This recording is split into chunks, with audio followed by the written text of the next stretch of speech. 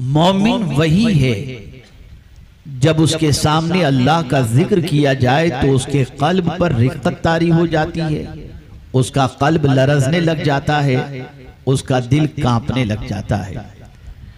एक मोमिन जब अल्लाह का नाम सुनता है तो मायन उसके जहन के अंदर ये बात आती है, मेरे सामने उसका नाम लिया गया जिसकी बारगाह में मुझे हाजिर होकर हिसाब देना है।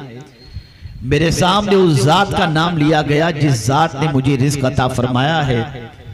मेरे सामने उस जात का नाम लिया गया जिसे मैं माबूद बरहक समझता हूँ। मेरे सामने उस जात का नाम लिया गया जो मुही भी है, जो मुमीत भी है, जो जिंदगी देने वाला भी है और मौत भी देने वाला है। मेरे सामने उसका नाम लिया गया है जिसने मुझे पैदा किया, जो मेरा खालिक भी है, जो मेरा मालिक भी है। मेरे सामने उसका नाम लिया गया जो कादिर मुतलक है, पलक के झपकते इंसान को कहां से कहां पहुंचा दे और पलक के झपकते इंसान को बुलंद बाला मकाम से पस्ती की तरफ भी ले आए। मैं उस माबूद के नाम को सुनने के बाद अगर मेरे कल्ब पर रिक्कत तारी नहीं होती, मुझ पर अगर कैफियत तारी नहीं होती और लर्जा तारी नहीं होता, तो कुरान मुकद्दस की रोशनी में मैं कामिल मोमिन नहीं हूं। आप अगर तारीख के औराक को उलट करके देखें तो आपको पता चलेगा कि ऐसे भी अल्लाह अज़्ज़ व जल्ल के मानने वाले बंदे इस दुनिया से गुजरे हैं जो डरते किसी से नहीं थे सिवाय खुदा के, इसलिए कि वो जानते थे कि अल्लाह अज़्ज़ व जल्ल से बड़ा कोई है ही नहीं। उसी के दस्ते कुदरत में जान भी है और उसी के दस्ते कुदरत में जहान भी है। अगर कोई रोजी देने के बारे में कहता भी हो तो रोजी वही देगा जिसे हम अल्लाह अज़्ज़ व जल्ल कहते हैं और रज़्ज़ाक़ कहते हैं, वही रोजी देने वाला है। आम इंसान न रोजी में तंगी पैदा कर सकता है, न जिंदगी में तंगी पैदा कर सकता है और न जलील कर सकता है, न इज्जत दे सकता है। ये सारी चीजें अल्लाह के दस्ते कुदरत में है। वो जिसे चाहे कुशादा रोजी अता फरमाए और जिसे चाहे तंग रोजी कर दे। अल्लाहु यबसुतुर रिज़्क़ लिमन यशाअ व यक़दिर, अल्लाह जिसकी रोजी चाहता है तंग कर देता है और जिसकी रोजी चाहता है कुशादा कर देता है। एक इंसान जब ये जान लेता है कि मेरा रब ताकतवर है, अगर वो पकड़े तो कोई छुड़ा नहीं सकता। मेरा रब इस तरीके से अलीम है कि मेरे दिल की नीयतों को भी वो जानता है। एक बंदे को जब ये पता चल जाता है कि मेरा माबूद वो है जो मैं कहीं भी रहूं मेरी हर हालत से वो बाखबर है, तो उसके दिल में अल्लाह का डर पैदा होता है और जब उसके सामने अल्लाह का नाम लिया जाए तो वो कांपने लग जाता है। अल्लाह की जात की तमसील किसी आम इंसान से नहीं दी जा सकती। कोई हैसियत नहीं किसी आम इंसान की कि उसके लिए अल्लाह अज़्ज़ व जल्ल को उसके सिलसिले में उसकी तमसील पेश की जाए।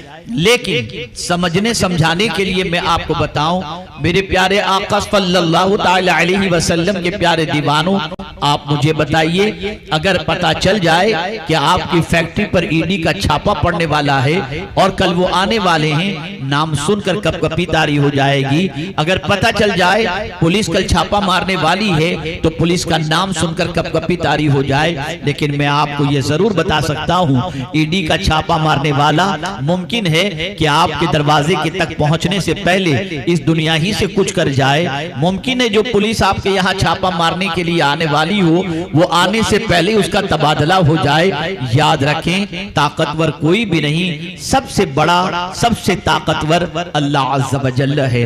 अफसोस की बात तो ये है, हम सबसे तो डरते हैं, रब से नहीं डरते। और मेरा मौला वाज़ेह तौर पर ये इरशाद फरमाता है, फला तख्शौन नास वख्शौनी, लोगों से न डरो, मुझसे डरो। इसलिए कि लोगों से डरोगे तो बुज़दिल कहलाओगे और मुझसे डरोगे तो मैं तुम्हें इज्जत की दौलत से माला माल कर दूंगा। मेरे प्यारे आका सल्लल्लाहु अलैहि वसल्लम के प्यारे दीवानों, अल्लाह का डर अगर बंदे के दिल में पैदा हो जाए तो उस बंदे की कैफियत ये होती है कि उसका कदम डगमगाता नहीं है। वो हर कदम उठाने से पहले सोचता है, मुझे जिस मालिक ने और खालिक ने पैदा किया है, मुझे मरने के बाद उसको हिसाब देना है। वो अगर पूछ लेगा कदम किस तरफ लेकर के गया तो मैं क्या जवाब दूंगा। वो अगर पूछ लिया निगाहें तूने किस तरफ डाली तो मैं क्या जवाब दूंगा। बंदे के दिल में अल्लाह का डर पैदा हो जाए तो निगाह भी महफूज हो जाती है। दिल भी महफूज हो जाता है, पैर भी महफूज हो जाते हैं, जबान भी महफूज हो जाती है। न वो किसी की आबरू पर हाथ डालता है, न वो किसी की जान पर हाथ डालता है, और न वो किसी के माल पर हाथ डालता है। और बड़ी माजरत के साथ मैं अर्ज करूंगा, अगर अल्लाह का डर दिल में पैदा हो जाए तो नशा न इस्तेमाल करेगा और न नशे का कारोबार करता हुआ नजर आएगा। याद रखें, अल्लाह का डर हर इंसान को बुराई से बचा लेता है, और ये डर जब पैदा हो जाए किसी साहिब ईमान के दिल के अंदर, तो परवरदिगार जल्ल जलालहू उसे वो मकाम अता करता है जिस मकाम पर कोई दूसरा पहुंच नहीं सकता। तो कुरान ने मोमिन की तारीफ ये बयान फरमाई, इन्नमल मुमिनून अल्लज़ीना इज़ा ज़ुकिरल्लाह वजिलत कुलूबुहुम।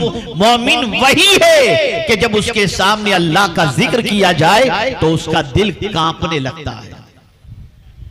आप जरा देखें, हज़रत फुज़ैल बिन अयाद रज़ियल्लाहु मौला तबारक व तआला अन्हु की हयात तैयबा का मुताला करें तो आपको पता चलेगा उनकी जिंदगी में इनकलाब किस तरीके से पैदा हुआ।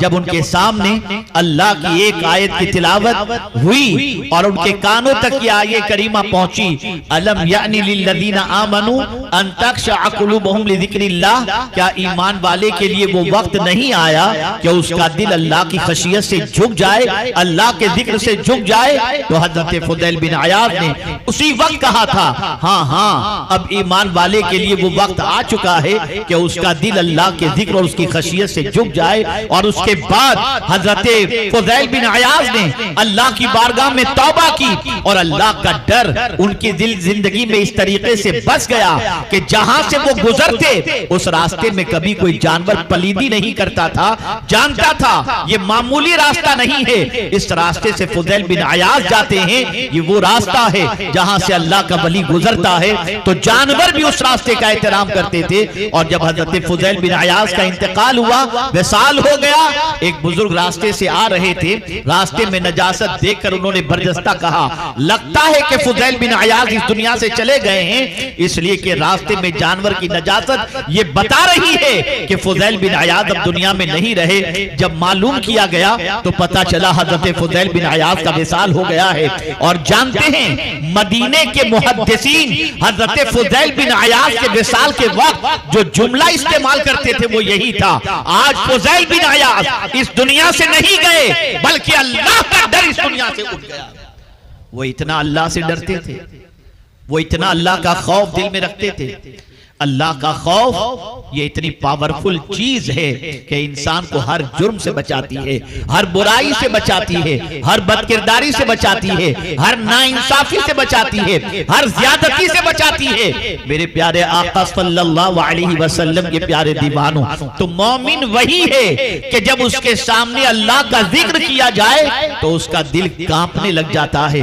हम उस कमाले ईमान के हामिल तो नहीं हैं कि हमारे दिल में ये कैफियत पैदा हो, लेकिन हम अगर कोशिश करें और अल्लाह की शान और शौकत और उसकी कुदरत को जानने के बाद हम अगर उसके सामने सरेंडर होने को तैयार हो जाएं, तो मैं यकीन के साथ कहता हूं कि कहीं ना कहीं अल्लाह अज़्ज़ व जल ईमान की वो रमक भी हमारे दिल में पैदा फरमा देगा। दूसरी सिफत मोमिन की क्या बयान की गई? मैं एक आईना दिखा रहा हूं। अपने आप को हम सब मोमिन कहते हैं, लेकिन कुरान ने जिसे पक्का और सच्चा मोमिन कहा उसमें पहली सिफत यह होती है कि जब अल्लाह का जिक्र किया जाए तो उसका कल्ब कांपने लगता है। अब इस एतबार से हम अपने गिरेबान में झांक करके देखें, क्या अल्लाह का नाम सुनने के बाद, अल्लाह के बारे में सुनने के बाद हमारे दिल में कपकपी तारी होती है? हम तो इसी पहली सिफत के अंदर इस तरीके से नजर आते हैं कि सिफर के अलावा हमारी जिंदगी में कुछ नजर नहीं आता। आप जरा सोचो, आखिर दिन में 5 मरतबा मुअज्जिन यही आवाज तो पहुंचाता है, अल्लाह अकबर, अल्लाह अकबर, अल्लाह सबसे बड़ा है, अल्लाह सबसे बड़ा है। लेकिन अल्लाह अकबर का कहना हमारे कानों तक पहुंचता तो जरूर है, लेकिन हमारी पोजीशन ये होती है कि हम अल्लाह अज़्ज़ व जल्ल की किब्रियाई के सामने झुकते हुए नजर नहीं आते। दूसरी सिफत वो भी जरा हम अपनी जिंदगी में देखें। अल्लाह फरमाता है, वइज़ा तुलियत अलैहिम आयातुहु ज़ादतहुम ईमाना। जब उनके सामने आयात की तिलावत की जाती है तो उनका ईमान बढ़ता चला जाता है। कुरान कहता है वइज़ा तुलियत अलैहिम आयातुहु ज़ादतहुम ईमाना, और उनके सामने जब कुरान की आयत तिलावत की जाती है तो उनका ईमान बढ़ता चला जाता है, यानी ईमान में जोश आता है। ईमान बढ़ने घटने वाली चीज नहीं, लेकिन ईमान के अंदर जोश पैदा हो जाता है। पता ये चला ईमान अगर बढ़ाना है तो अल्लाह की किताब की तिलावत की जाए, और मोमिन वो होता है कि जब उसके सामने अल्लाह की किताब की तिलावत की जाती हो तो उसके ईमान के अंदर जोश आने लगता है। आज अगर हम उम्मत मुस्लिमा की जिंदगी का जायजा लें तो इस नतीजे पर पहुंचेंगे कि आज हमारी कौम न कुरान सुनना पसंद करती है, न कुरान पढ़ना पसंद करती है, और न कुरान का असर उसकी जिंदगी पर नजर आता है, बल्कि उसकी पोजीशन तो ये है कि कुरान सुन भी ले अगर तो चाहता है कि जल्दी से खत्म हो जाए, और कुरान मुकद्दस को सुनने के अंदर उसे न कैफ मिलता है, न सुरूर मिलता है, और न उसके ईमान के अंदर ज्यादती होती है। बड़ी माजरत के साथ अगर ये मैं कहूं तो गलत न होगा, एक काले पत्थर पर जिसके अंदर दाने को जज्ब करने की सलाहियत नहीं है, अगर उस पत्थर पर पानी बरसे, बारिश बरसे, तो उसमें से फल नहीं निकलते, सब्जा नहीं निकलता, उसमें से कोई फल फूल नहीं निकलता, इसलिए कि काले पत्थर में ये ताकत नहीं होती कि वो किसी दाने को जज्ब करे और उसके ऊपर बारिश पड़े तो उसके बाद दाना निकले। आज मुसलमानों का दिल भी काले पत्थर जैसा हो गया कि आयाते कुरानी को सुनने के बाद उसके दिल पर कोई असर नहीं होता, उसके दिल पर कोई रिक्कतदारी नहीं होती, उसके ईमान में इजाफा नहीं होता, उसके ईमान के अंदर जोश नहीं आता, बल्कि उसके ईमान की पोजीशन तो अपनी जगह पर मैदान ऐसा बन चुका। जल्दी से कुरान मुकद्दस की ये तिलावत खत्म करे तो अच्छा। अब कुरान माअज़ल्लाह मोमिनों के लिए एक बोझ बनता जा रहा है। मैं आपसे पूछना चाहता हूं, अल्लाह के सारे वलियों की जिंदगी उठा करके देखो, रसूल आज़म सल्लल्लाहु अलैहि वसल्लम की हयात तैयबा उठा करके देखो, तो आप इस नतीजे पर पहुंचेंगे कि अपने ईमान की तरक्की के लिए वो कुरान की तिलावत करते थे। और आज के मुसलमान का हाल ये है, 8 घंटे व्हाट्सएप पर गुजारेगा लेकिन 8 आयतों की तिलावत करने के लिए वो तैयार नहीं है।